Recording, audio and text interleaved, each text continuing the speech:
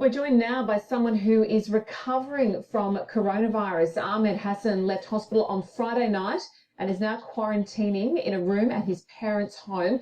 Thank you for joining us. Your condition was quite severe. Can you tell us what you've been through?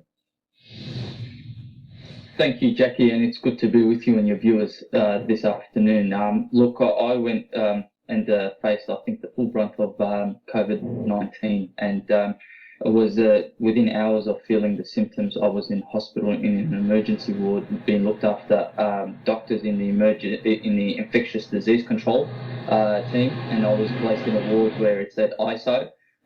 It was very difficult, and it was something that was quite unbearable.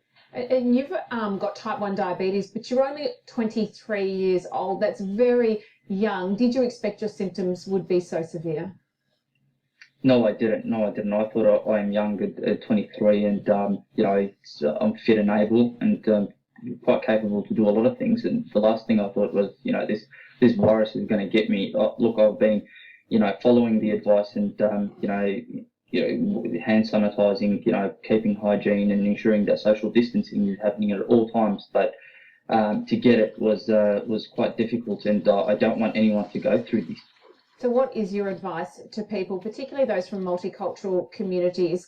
Do you think that they're getting the message? Absolutely. Multicultural communities to understand, like all Australians, what needs to be done. And I think they've been following the health advice, and I encourage them to come forward and get tested. Because you can be a carrier without even knowing. You can have the symptoms, and it can take almost 14 days to develop. Certainly, I know I got it off my father, and when he was recovering, it was that time that I thought, there isn't much there, and I didn't even get too close to him. But the environment was, had already COVID all over it. So I've become a victim of COVID, and I don't want anyone in the community going through it.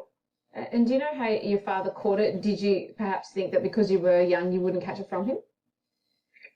I don't know how he's got it. There's still contact tracing going on with the relevant department, with the Department of Health and Human Services, but I didn't most certainly think it was COVID-19 at that time. It was only confirmed the day after, and I got a negative test, on the Sunday, which would have been, and then on the Monday I was admitted to hospital. So I got a negative test, and then within almost 24 to 48 hours, you're already a positive test, and everything is going through your head.